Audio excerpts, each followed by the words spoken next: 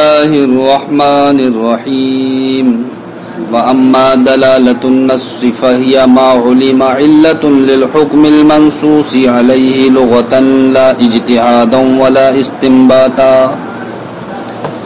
یہاں سے مصنف علیہ الرحمہ دلالت النص کے تعلق سے گفتگو کا آغاز فرماتے ہیں. ما قبل میں آپ نے عبارت النص اور اشارت النص کو ملاحظہ کیا. اب یہاں سے تیسری قسم دلالت النص کو آپ ملاحظہ کریں گے. دلالت النص کس کو کہا جاتا ہے؟ تو فرماتے ہیں مصنف علیہ الرحمہ دلالت النص وہ ایسا معنی ہے کہ جس معنی کا حکم منصوص علیہ کے لیے علت ہونا جان لیا گیا ہو لغت سے نہ کہ اجتہاد و استنباط سے. دلالت النص وہ ایسا معنی ہے کہ جس کا حکم منصوص علیہ کے لیے علت ہونا جان لیا گیا ہو. جس کا حکم منصوص علیہ کے لیے علت ہونا جان لیا گیا ہو. کیسے؟ لغت سے نہ کہ اجتہاد اور نہ ہی استنباط سے. یعنی دلالت النص معنی کو کہتے ہیں اور وہ معنی جناب والا حکم منصوص علیہ کی کیا ہوتا ہے؟ علت ہوتا ہے.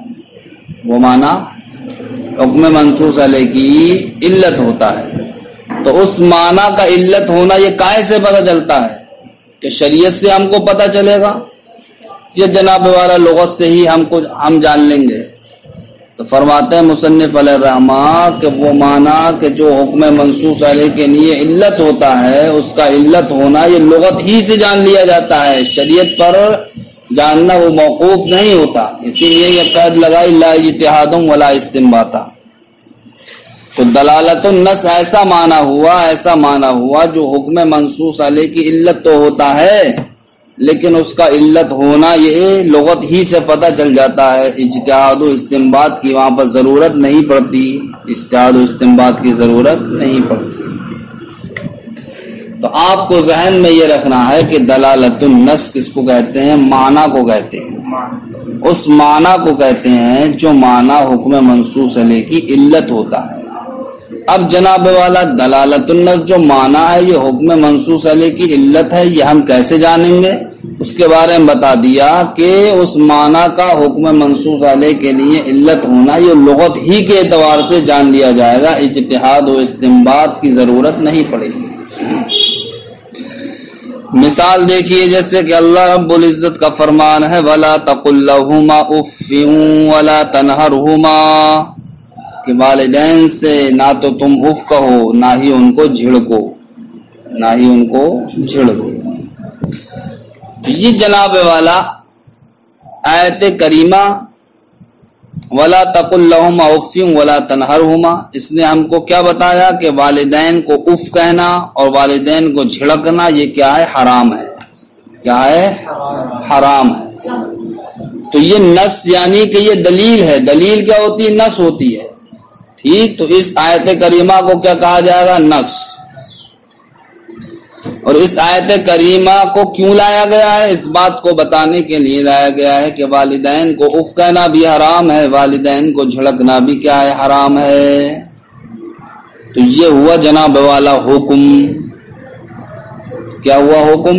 کہ والدین کو اف کہنا بھی حرام ہے, والدین کو جھڑکنا بھی کیا ہے؟ حرام.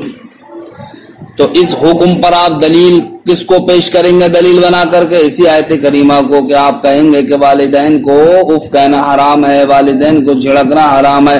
اس لیے حرام ہے کہ اللہ رب العزت نے قرآن مقدس میں ارشاد فرمایا ہے وَلَا تَقُلْ لَهُمَا اُفٍّ وَلَا تَنْهَرْهُمَا کہ والدین کو نہ اف کہو نہ ان کو جھڑکو. اسی آیت کریمہ کو دلیل بناؤ گے آپ. تو اب جناب والا جو حکم آپ کے سامنے پیش کیا گیا کہ والدین کو اف کہنا حرام ہے, یا یہ حکم پیش کیا گیا کہ والدین کو جھڑکنا حرام ہے, اس پر نص آپ کس چیز کو پیش کریں گے؟ وَلَا تَقُلْ لَهُمَا اُفٍّ وَلَا تَنْهَرْهُمَا کو. تو یہ جناب والا منصوص علیہ ہوا. یہ حکم کیا ہو گیا؟ منصوص علیہ.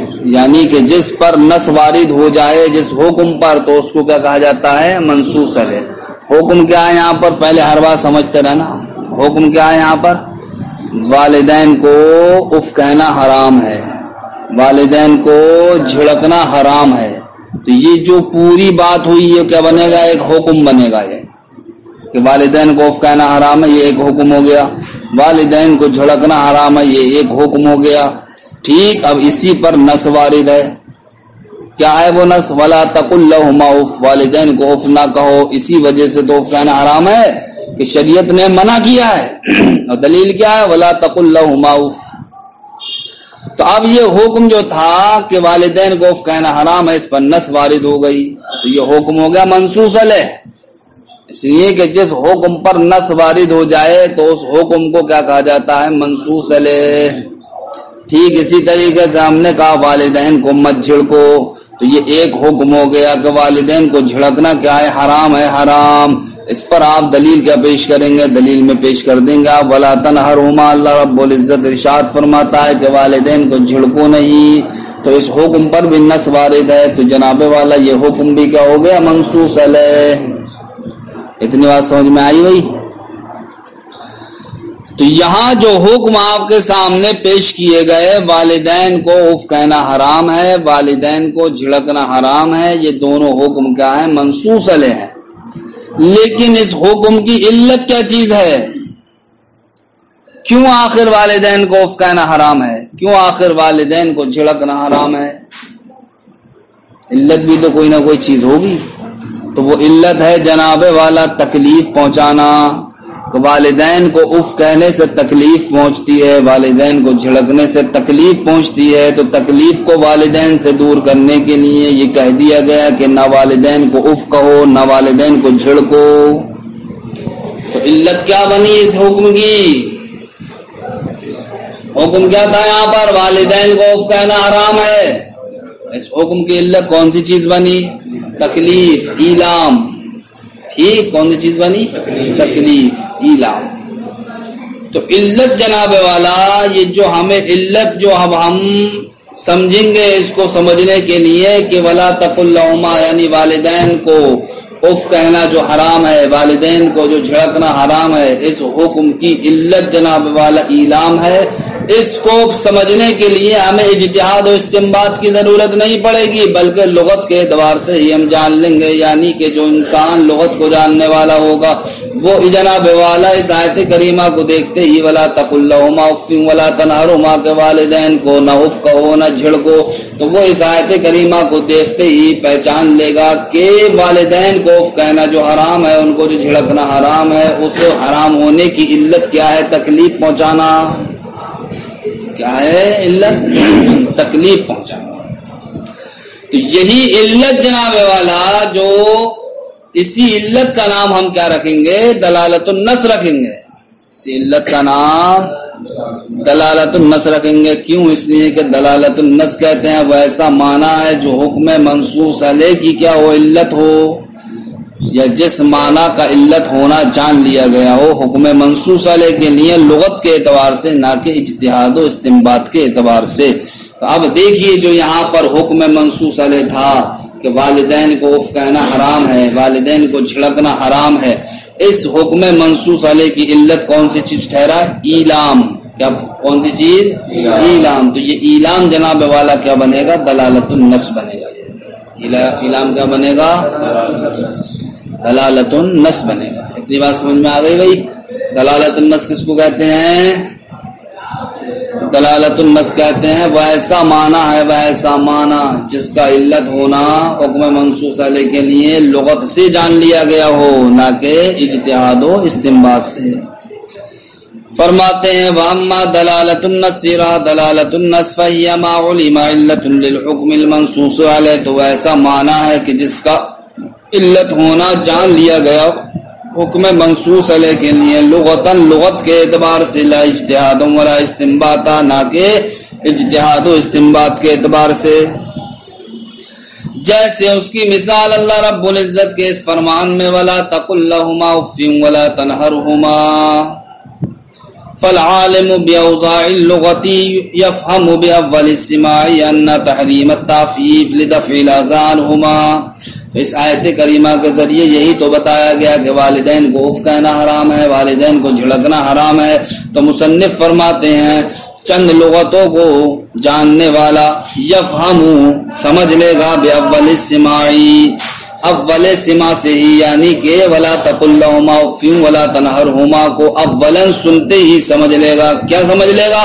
ان تحریم التعفیف کے اف کہنا جو حرام ہے یہ جناب والا لدفع الاذى عنهما والدین سے تکلیف کو دور کرنے کے لیے ہے، والدین سے تکلیف کو دور کرنے کے لیے. یعنی کہ والدین کو اف کہنا جو حرام ہے اس کی علت کیا ہے؟ تکلیف دینا. کیا دینا؟ تکلیف دینا. تو یہ علت جناب والا اجتہاد و استنباط کے ذریعے سے نہیں جانی جائے گی، بلکہ جو انسان لغت کو جاننے والا ہوگا تو وہ اس کلام کو سنتے ہی جان لے گا کہ اف کہنا جو حرام ہے وہ ایلام کی وجہ سے، تکلیف کی وجہ سے. ٹھیک، تو ایلام و تکلیف کیا بن گئے؟ علت بن گئے. ٹھیک، وہی علت کیا کہلائے گی؟ دلالت النص کہلائے گی. وحکم هذا النوع عموم الحکم المنصوص علیہ لعموم علته. یہاں سے دلالت النص کا حکم بیان فرماتے ہیں دلالت النص کا حکم یہ ہے کہ حکم منصوص علیہ کا عام ہونا ہے. حکم منصوص علیہ کا عام ہونا ہے. کیوں؟ علت کے عام ہونے کی وجہ سے. علت کے عام ہونے کی وجہ سے. عام ہونے کا مطلب یہ ہے کہ جہاں جہاں علت پائی جائے گی وہاں وہاں حکم منصوص علیہ ثابت ہوتا چلا جائے گا. حکم منصوص علیہ کیا تھا ما قبل میں؟ بتاؤ. والدین کو اف نہ کہنا، یا یہ کہو والدین کو اف کہنا حرام ہے، یہ حکم منصوص علیہ تھا نہیں تھا؟ اتنی دیر میں نے تمہیں سمجھایا تھا. یہ حکم منصوص علیہ کیا ہے آیت کریمہ میں؟ والدین کو اف کہنا حرام ہے، والدین کو اف کہنا حرام ہے، اور اس کی علت کیا ہے؟ تکلیف پہنچنا، ایلام. ٹھیک، تو اب کہتے ہیں دلالت النص کا حکم کیا ہے؟ دلالت النص کا حکم یہ ہے کہ حکم منصوص علیہ کو عام کرنا ہے. حکم منصوص علیہ کو علت کے عام ہونے کی وجہ سے. اس کا مطلب کیا ہوگا؟ اس کا مطلب یہ ہوگا کہ علت کا عام ہونا کیا ہوگا کہ جہاں جہاں علت پائی جائے گی وہاں وہاں حکم منصوص علیہ ثابت ہوتا چلا جائے گا. اب علت تھی جناب والا ایلام، تو اب جن جن چیزوں سے والدین کو تکلیف ہوگی ان چیزوں کا والدین کے لیے حرام ہونا ثابت ہو جائے گا. اس لیے کہ حکم منصوص علیہ تو حرمت تھا نہیں تھا. حکم منصوص علیہ ارے اف کہنا حلال تھا حرام تھا؟ تو اس یہ حکم کیا نکلے گا؟ حرمت ہی تو نکل کے آئے گا ہے. اور علت کیا تھی؟ تکلیف. لہذا اب جس چیز سے بھی والدین کو تکلیف پہنچے گی تو وہ علت پائے جانے کی وجہ سے اب حکم منصوص علیہ یعنی کہ حرام ہونا پایا جائے گا. لہذا اب اگر کسی نے اپنے والدین کو گالی دی تو گالی دینے سے بھی تو والدین کو تکلیف پہنچتی ہے، لہذا والدین کو گالی دینا یہ بھی حرام ہوگا. والدین کو اگر کسی نے مارا تو مارنے کی وجہ سے بھی تکلیف پہنچتی ہے. تو تکلیف جناب والا یہ علت ہے. علت کائے کی تکلیف یہ کیا ہے؟ علت. لہذا جب علت پائی گئی تو اب جناب والا اس کا جو معلول ہے جو حکم منصوص علیہ ہے یعنی کہ مارنے کی وجہ سے تکلیف یہاں پر پیدا ہوئی تو اب یہ مارنا کیا ہو جائے گا؟ یہ حرام ہو جائے گا. مارنا کیا ہو جائے گا؟ اسی طریقے سے مصنف علیہ الرحمہ ارشاد فرماتے ہیں کہ والدین سے کسی اولاد کا اجرت کے طور پر خدمت لینا، تو اجرت کے طور پر خدمت لینے سے بھی تو والدین کو تکلیف پہنچے گی. لہذا جب والدین کو تکلیف پہنچے گی تو اب والدین سے خدمت لینا یہ بھی کیا ٹھہرے گا؟ حرام ٹھہرے گا. اجرت کے طور پر لوگ بھائی کہیں کسی کے لگتے ہیں تو اجرت کے طور پر ہی تو لگتے ہیں کہ بھائی میں تمہارے یہاں کام کر رہا ہوں، تو اسے طے کر لیتے ہیں کہ ایک مہینے میں تمہیں اتنی تنخواہ دی جائے گی. اسی طریقے سے اس نے اپنے والدین کو لگا لیا کہ تم بھی اجرت کے طور پر کام کرو. تو اجرت کے طور پر کام کرنے سے والدین کو تکلیف پہنچے گی یا خوشی ہوئے گی؟ والدین سوچیں گے اسی لیے ہم نے اس کو بڑا کیا تھا. کہ آج یہ ہم ہی پر حکمرانی کرے گا. تو اب ایسی صورت میں والدین کو اجرت کے طور پر خدمت لینے سے کیا پہنچے گی؟ تکلیف پہنچے گی. لہذا اب تکلیف پہنچنے کی وجہ سے اب جو حکم منصوص علیہ تھا یعنی کہ حرمت، اب وہ ثابت ہو جائے گی. کہا جائے گا کہ اب والدین سے اجرت کے طور پر خدمت لینا یہ بھی کیا ہے؟ حرام ہے. اسی طریقے سے قرض کی وجہ سے یعنی کہ کسی لڑکے کے یا کسی بچے کے والدین پر اس کا قرض آ رہا تھا، کیا آ رہا تھا؟ قرض آ رہا تھا. اس نے قرض کی وجہ سے اپنے والدین کو کیا کر دیا؟ قید کر دیا. قرض کی وجہ سے والدین کو قید کر دیا. تو اب بتائیے قید کرنے کی وجہ سے والدین کو تکلیف پہنچے گی یا نہیں؟ جب تکلیف پہنچے گی تو اب اس تکلیف کی وجہ سے یہ قید کرنا بھی کیا ہو جائے گا؟ حرام ہو جائے گا. کیوں؟ اس لیے کہ تکلیف کیا تھا؟ علت. تو جہاں جہاں علت ہوگی وہاں کیا پایا جائے گا؟ حکم منصوص علیہ پایا جائے گا. اور حکم منصوص علیہ کیا تھا؟ یہاں پر حرام ہونا. لہذا اب والدین کو قید کرنا یہ کیا ہو جائے گا؟ حرام ہو جائے گا. اسی طریقے سے اگر والدین نے کسی کو قتل کر دیا تو اب بیٹا بطور قصاص والدین کو قتل کرے تو والدین کو قتل کرنے میں تکلیف ہے یا نہیں ہے؟ لہذا جناب والا اب علت پائے جانے کی وجہ سے والدین کو قتل کرنا بھی یہ کیا ہوگا؟ حرام ہوگا. سمجھ گئے بھائی؟ تو وہ حکم هذا النوع عموم الحکم المنصوص علیہ، اس نوع کا حکم یعنی کہ دلالت النص کا حکم کیا ہے؟ حکم منصوص علیہ کا عام ہونا ہے. حکم منصوص علیہ کا لعموم علتہ، اس کی علت کے عام ہونے کی وجہ سے، یعنی کہ جہاں جہاں علت پائی جائے گی وہاں وہاں حکم منصوص علیہ ثابت ہو جائے گا. وَلِهَذَا الْمَعْنَى، اسی معنی کی وجہ سے ہم نے کہا بتحریم الضرب، کہ مارنا یہ کیا ہے؟ حرام ہے. کیوں؟ اس لیے کہ مارنے سے بھی تکلیف ہوتی ہے. لہذا حکم منصوص علیہ یعنی کہ حرمت ثابت ہو جائے گی. والشتم، اور والدین کو گالی بکنا، گالی بکنے سے بھی کیا ہوتی ہے؟ تکلیف ہوتی ہے. لہذا گالی بکنا بھی کیا ہوگا؟ حرام ہوگا. والاستخدام عن الاب بسبب الاجارہ، اور والدین سے خدمت لینا اجرت کے طریقے پر، لہذا اس سے بھی والدین کو تکلیف پہنچتی ہے. تو جب علت پائی گئی تو حکم منصوص علیہ پایا جائے گا، یعنی کہ اب والدین سے خدمت لینا اجرت کے طریقے پر یہ بھی حرام ہوگا. والحبس بسبب الدین، اور جناب والا قرض کی وجہ سے والدین کو قید کر دینا یہ بھی کیا ہوگا؟ وہ حرام ہوگا. اس لیے کہ قید کی بنیاد پر بھی تو والدین کو تکلیف پہنچے گی. لہذا اب حکم منصوص علیہ بھی پایا جائے گا، وہ کیا تھا؟ حرام ہونا. یا جناب والا بالقتل، یا والدین کو قتل کرنا قصاصاً، قصاص کے طور پر یہ بھی اب حرام ہوگا. اس لیے کہ قتل میں بھی تو جناب والا والدین کو تکلیف پہنچے گی. لہذا جب تکلیف پہنچے گی تو حکم منصوص علیہ بھی پایا جائے گا، وہ حکم منصوص علیہ کیا تھا؟ حرام. ثم دلالة النص بمنزلة النص حتى صح اثبات العقود بدلالة النص، فرماتے ہیں کہ دلالت النص کا درجہ یہ نص کے درجے کی طرح ہے. دلالت النص کا درجہ نص کے درجے کی طرح ہے، یعنی جس طریقے سے نص کے ذریعے سے یقین حاصل ہوتا ہے اسی طریقے سے دلالت النص سے بھی کیا ہوتا ہے؟ یقین حاصل ہوتا ہے. جس طریقے سے نص کے ذریعے سے یقین حاصل ہوتا ہے اسی طریقے سے دلالت النص کے ذریعے سے بھی یقین حاصل ہوگا. تو جس طریقے سے نص کے ذریعے سے یقین حاصل ہوتا ہے اور جس طریقے سے نص کے ذریعے سے سزاؤں کو ثابت کیا جاتا ہے، لہذا جب دلالت النص بھی اسی نص کی طرح ہے یقین میں، تو اب دلالت النص سے بھی سزاؤں کو ثابت کرنا صحیح ہوگا. دلالت النص سے سزاؤں کا ثابت کرنا صحیح ہوگا.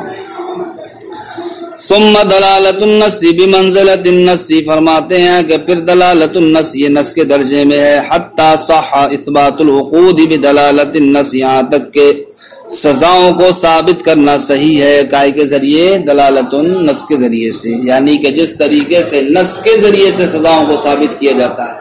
تو جب دلالت النص یہ نص ہی کے درجے میں ہے، کس اعتبار سے؟ یقین کے اعتبار سے، تو اب دلالت النص کے ذریعے سے سزاؤں کو ثابت کرنا بھی صحیح ہوگا.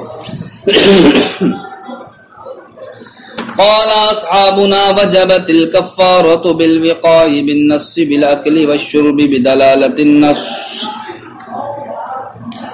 فرماتے ہیں کہ جب دلالت النص، یہ نص کے درجے میں ہے، جب دلالت النص نص کے درجے میں ہے، تو جس طریقے سے حکم نص کے ذریعے سے ثابت ہوتا ہے، اسی طریقے سے حکم دلالت النص کے ذریعے سے بھی کیا ہوگا؟ ثابت ہوگا. فرماتے ہیں اس کی ایک مثال دیتے ہوئے کہ اگر کسی انسان نے روزے کی حالت میں کیا کر لیا؟ جمع کر لیا. روزے کی حالت میں جمع کر لیا، تو اب جمع کرنے کی وجہ سے اس پر کفارہ لازم ہوگا یا نہیں؟ کفارہ لازم ہوگا، روزہ توڑ دیا بھائی اس نے.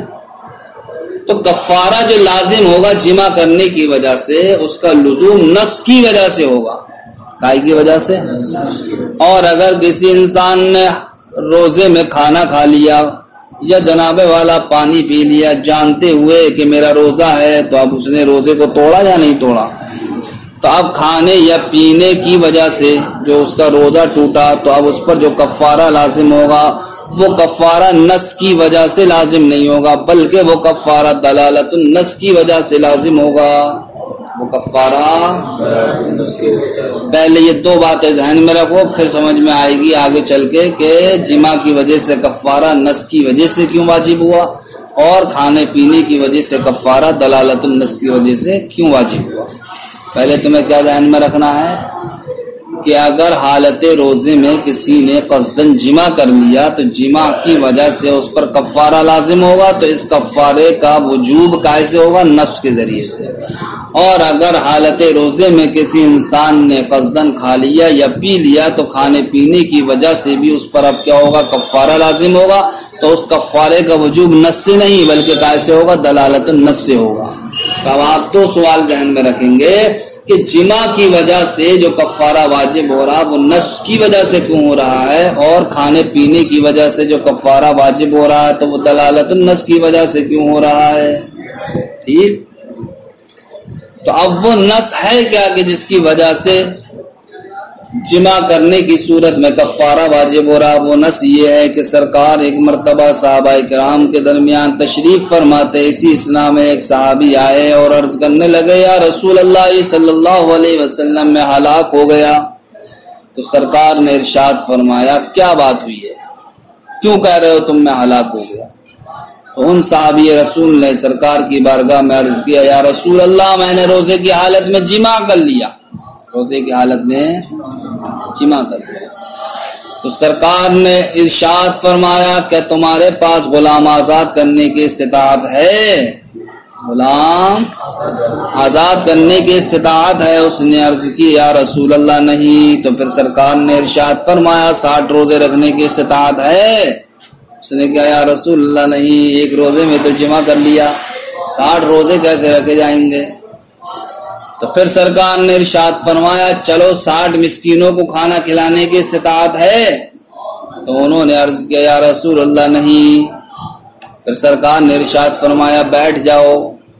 تھوڑی دیر میں کوئی صاحب سرکار کی بارگاہ میں کھجورے لے کر کے آئے، تو سرکار نے اسی انسان کو بلایا اور کہا یہ کھجورے اپنے کفارے کے طور پر صدقہ کر دو. کیا کر دو؟ تو اس انسان نے عرض کی یا رسول اللہ مجھ سے اور میرے بچوں سے زیادہ اس صدقے کا حقدار کون ہے؟ تو سرکار اس جملے کو سننے کے بعد مسکرانے لگے اور سرکار نے ارشاد فرمایا اچھا جا تو اور تیرے بچے کھا لیں. تو اس حدیث پاک سے ہم کو کیا پتا چلا؟ یہ حدیث پاک کیا ہو گئی ہے؟ ہم نے جو دلیل بنائی، دلیل کیا کہلاتی ہے؟ نص کہلاتی ہے. تو اس حدیث پاک سے ہم کو پتا چلا کہ جمع کی وجہ سے روزہ اگر انسان کا ٹوٹ جائے تو اس پر کیا ہوتا ہے؟ کفارہ لازم ہوتا ہے. اس لیے کہ جو انسان سرکار کی بارگاہ میں آیا تھا اس نے اپنے تو سرکار کی بارگاہ میں جو شخص آئے تھے یہ انہوں نے کیا کر لیا تھا؟ روزے میں جمع ہی تو کر لیا تھا. تو اب جمع کی وجہ سے سرکار نے ان کو کفارہ کیا کیا؟ کفارے کی صورت بتائی.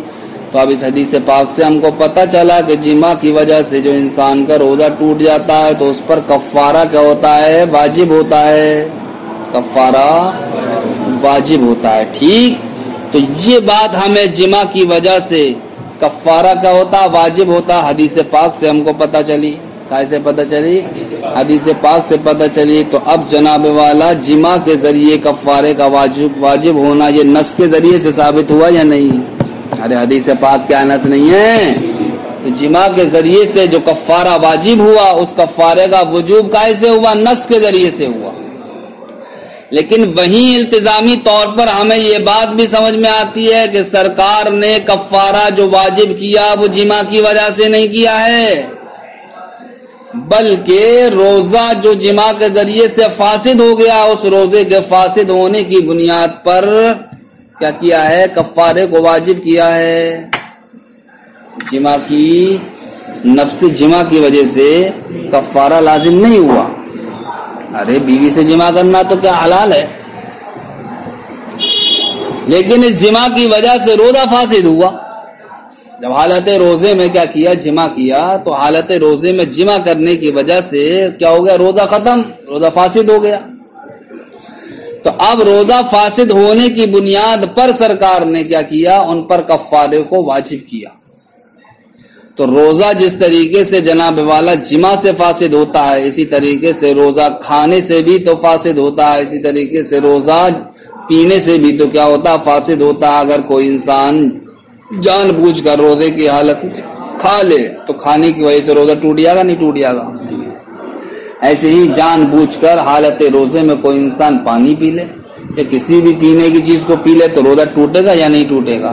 تو جماع کی وجہ سے بھی روزہ ٹوٹا، کفارہ اس پر کیا ہوا؟ لازم ہوا. تو اب بطور التزام یہ بات ثابت ہوگی جناب والا کہ اب کھانے کی وجہ سے بھی اس پر کفارہ لازم ہوگا اور پانی پینے کی وجہ سے بھی اس پر کفارہ لازم ہوگا. یہ الگ بات ہے کہ اب کھانے پینے کی وجہ سے جو کفارہ واجب ہو رہا وہ نص کے ذریعے سے واجب نہیں ہوگا بلکہ دلالت النص کی وجہ سے واجب ہوگا. کائی کی وجہ سے؟ دلالت النص کی وجہ سے. کیوں؟ اس لیے کہ جو حدیث پاک تھی اس حدیث پاک سے ایک معنی التزامی ہمیں سمجھ میں آیا.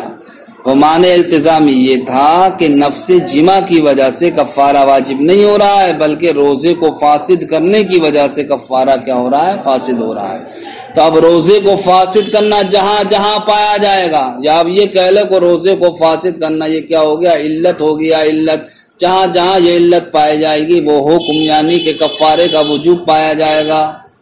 تو علت کیا تھی جناب والا؟ ما قبل میں ابھی دلالت النص تھی نہیں تھی. تو اب یہ علت روزے کو فاسد کرنا کھانے کی صورت میں پایا گیا، پینے کی صورت میں پایا گیا. تو اب جناب والا کھانے اور پینے کی صورت میں جو کفارہ واجب ہوگا وہ علت کی وجہ سے یعنی کہ دلالت النص کی وجہ سے ہوا یا نہیں ہوا؟ اس لیے مصنف نے فرمایا کہ جماع کے ذریعے سے جو کفارہ واجب ہوگا وہ نص کے ذریعے سے واجب ہوگا اور کھانے پینے کے ذریعے سے جو کفارہ واجب ہوگا وہ دلالت النص کی وجہ سے. قال اصحابنا، ہمارے اصحاب نے فرمایا وجبت الکفارۃ بالوقاء بالنص، جماع کے ذریعے سے جو کفارہ واجب ہوگا وہ نص کے ذریعے سے، بالاکل والشرب، اور کھانے پینے کے ذریعے سے جو کفارہ واجب ہوگا بدلالت النص، کائی کے ذریعے دلالت النص کے ذریعے سے. وعلی اعتبار ھذا المعنی، اسی معنی کا اعتبار کرتے ہوئے، کس معنی کا اعتبار کرتے ہوئے کہ دلالت النص جناب والا کیا ہوتی ہے؟ قطعی ہوتی ہے، یقینی ہوتی ہے. اسی معنی کا اعتبار کرتے ہوئے مصنف علیہ الرحمہ ایک اور مسئلہ بیان فرماتے ہیں کہ حکم جناب والا اسی علت پر دائر ہوگا، اسی علت پر گردش کرے گا، یعنی کہ جہاں جہاں یہ علت پائی جائے گی وہاں وہاں حکم پایا جائے گا، اور جہاں علت نہ پائی جائے گی تو وہاں پر حکم بھی نہیں پایا جائے گا.